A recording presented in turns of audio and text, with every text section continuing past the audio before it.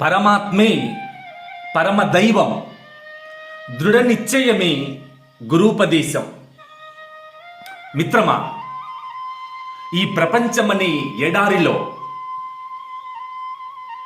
పరమాత్మ తత్వాన్ని గుర్తించిన జీవితం ధన్యమై పరమ పవిత్రమై ప్రపంచ చరిత్రను తిరిగి రాస్తుంది. కొంతమంది మహాత్ముల దివ్య జీవన విధానమే ప్రపంచ చరిత్రలో కమ్మని ప్రబోధలై జనజీవన హృదయాన్ని తట్టి మేల్కొల్పి మంగళకరమైన జీవితాన్ని ప్రసాదించింది. మిత్రమా, అంకిత భావన, వినయం, జ్ఞానదృష్టి, పవిత్రమైన ప్రేమ, నిష్కామ కర్మ ఎవని సొంతమవుతుందో వాడు ఈ ప్రపంచ చరిత్ర అనే పేజీలో తప్పక అతని దివ్య నామం లిఖించబడుతుంది. ఏ యదా మాం ప్రపద్యంతే స్తాం తదైవ భజామ్యహం మమ వర్త్మాను వర్తంతి మాం మనుష్య పార్థ సర్వశః. ఏ యదా మాం ప్రపద్యంతి, మిత్రమా, ఏ యదా మాం ప్రపద్యంతి, ఎవడు ఏ విధంగా నన్ను అనుసరించి నడుస్తాడో, నా పవిత్ర బోధను పరమధ్యేయంగా భావించి జీవిస్తాడో అలాంటి వాడు ఉన్నత గతిని తప్పక పొందగలడు, సందేహం లేదు. నదులు ఏ విధంగా పర్యటించి ప్రవహిస్తున్నా గమ్యం సాగరమే, అలాగే మిత్రమా, ఈ ప్రపంచంలోని సర్వ మతాలు నదుల వలె చెరిస్తూ చివరికి సచ్చిదానంద స్వరూపమైన పరమాత్మను పొంది పరమానందాన్ని పొందగలరు. కనుక సమం సర్వేషు భూతేషు తిష్టంతం పరమేశ్వరం వినశ్యస్వ వినశ్యంతం య పశ్యతి స పశ్యతి. సమస్త భూతకోటిలో ఒకే పరమాత్మ నెలకొని ఉన్నాడని ఎవడు ప్రజ్ఞాన నేత్రంతో, ఉత్తమ జ్ఞాన దృష్టితో సర్వాత్మను తన స్వాత్మగా దర్శిస్తాడో, ప్రాణులు నశిస్తున్నా మరి ప్రాణులు జీవిస్తున్నా కేవలం అది దేహభ్రాంతి మాత్రమే.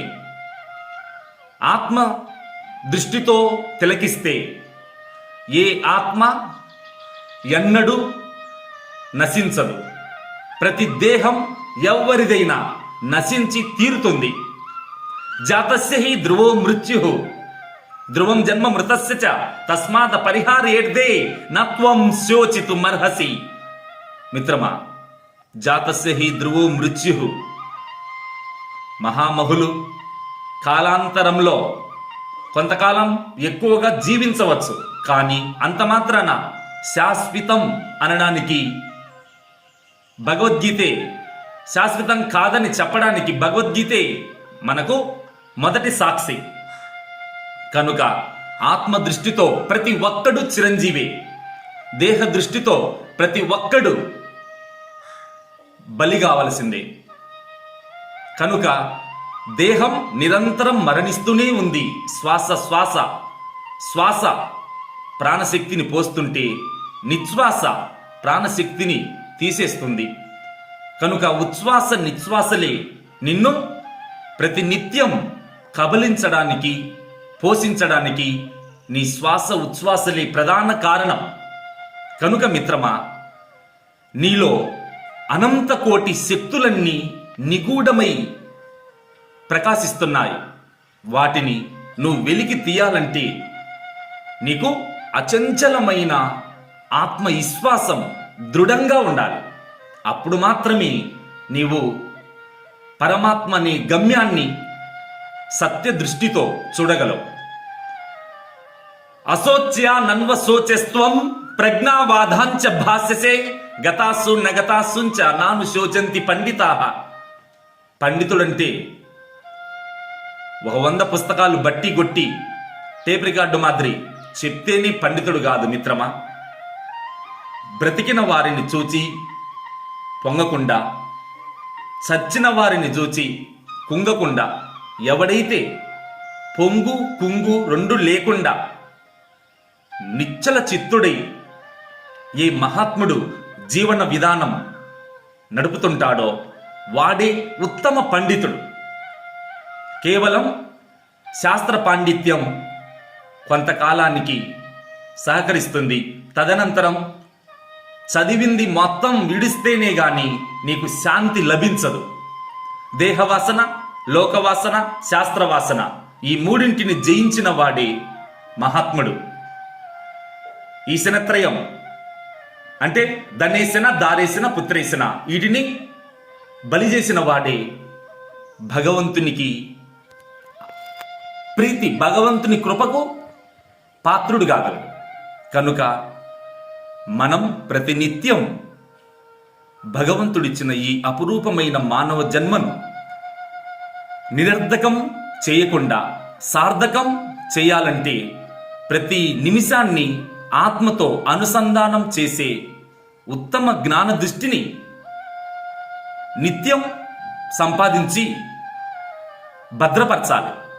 భద్రం కర్ణేభిః శృణుయామ దేవాః అంటే నిత్యం మంచి మాటలను, మంచి శబ్దాలను మా చెవులార వింటాం, మంచి రూపాలను, సాధు సజ్జన మహాత్ములను దర్శించి కంటి ద్వారా శుభాలను పొందుదాం.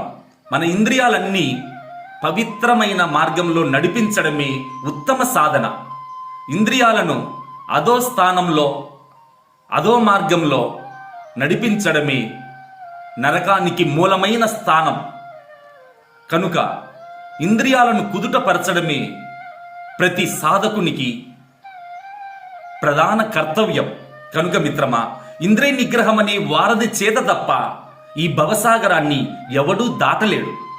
కనుక ఇంద్రియాలను జయిస్తే ఈశ్వర విగ్రహమై నీ జీవితం ప్రకాశిస్తుంది. కనుక ఇంద్రియ నిగ్రహం ఒక్కటే ఈశ్వర దర్శనానికి ఏకైక మార్గం. మిత్రమా, ఇంద్రజిత్తును కూడా జయించిన వాడు ఇంద్రియ జిత్ లక్ష్మణుడు. కనుకనే అలాంటి లక్ష్మణుణ్ణి కూడా రక్షించి ప్రాణదానం చేసిన వాడు ఇంద్రజిత్తు, రామభక్తుడు, అఘటనా ఘటనా సమర్థుడు, అజేయుడు, చిచ్చర పిడుగు శ్రీ ఆంజనేయ స్వామి. అంటే ఎవడైతే తన ఇంద్రియాలను భద్రపరిచి ఈశ్వరార్పణ బుద్ధితో నిష్కామ కర్మ చేస్తుంటాడో అతని జీవితం ప్రపంచానికి నిలువుటద్దమై ప్రకాశిస్తుంది. కనుక మానవ జీవితం పరమాత్ముడు ప్రసాదించిన ఏకైక మహావరం. భక్తి అంటే కేవలం స్వస్వరూపానుసంధానం, భక్తి రిత్యభిధీయతే. మన స్వస్వరూపాన్ని నిత్యం సందర్శించడమే ఉత్తమ భక్తి. కనుక మిత్రమా, ఆనందాదయ ప్రధానస్య చూడు, ఆనందమే ఆత్మ విభునికి పవిత్రమైన సంపద. ఆత్మ విభుడు, ఆత్మ ప్రభు ప్రతి ప్రాణిలో విభ్రాజమానమై ప్రకాశిస్తున్నాడు. ఆ సత్యాన్ని నీవు ఆత్మ దృష్టితోనే తిలకించాలి. దేహ దృష్టి అధమం, ఆత్మ దృష్టి ఉత్తమోత్తమం. కనుక మిత్రమా, దేహం వద్దు, ఇంద్రియం వద్దు, మనసు వద్దు, బుద్ధి వద్దు, మమకారం వద్దు, అహంకారం వద్దు. కేవలం ఆత్మ ఒక్కటే నీ సరిహద్దుగా దృఢంగా భావించు. ఆత్మ ప్రభు నీకు అందించవలసిన నీ సమస్త సంపదలను వడ్డీతో సహా నీకు ప్రసాదిస్తాడు. కోరని వాడే రారాజు, కోరేవాడే దరిద్రుడు. కనుక నీకు ఏది కోరాలో తెలియదు మిత్రమా. నీకేది ఇవ్వాలో బాగా తెలిసిన వాడు భగవంతుడొక్కడే. కనుక అలాంటి ఆత్మ విభుని ప్రతి నిమిషం, ప్రతి దినం భక్తి శ్రద్ధలతో ఆరాధించు మిత్రమా. జ్ఞాన దృష్టి అంటే నేను ఆరాధిస్తున్నాను, నేను ధ్యానిస్తున్నాను, నేను పూజిస్తున్నాను అనేదంతా కేవలం అల్ప భావనని. ఉత్తమ భావన ఏదంటే ఉన్నది పరమాత్మ ఒక్కడే. ఇదే పరమ సత్య మార్గం.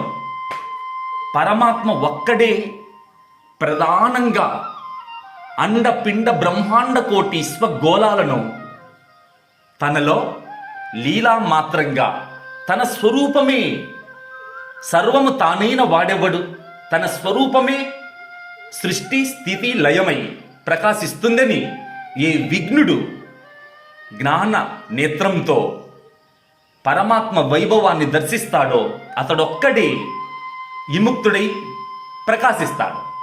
కనుక మిత్రమా, ఈశ్వర సర్వభూతానాం హృద్దేశర్జున తిష్టతి బ్రాహ్మయన్ సర్వభూతాని యంత్రారూఢాని మాయయ.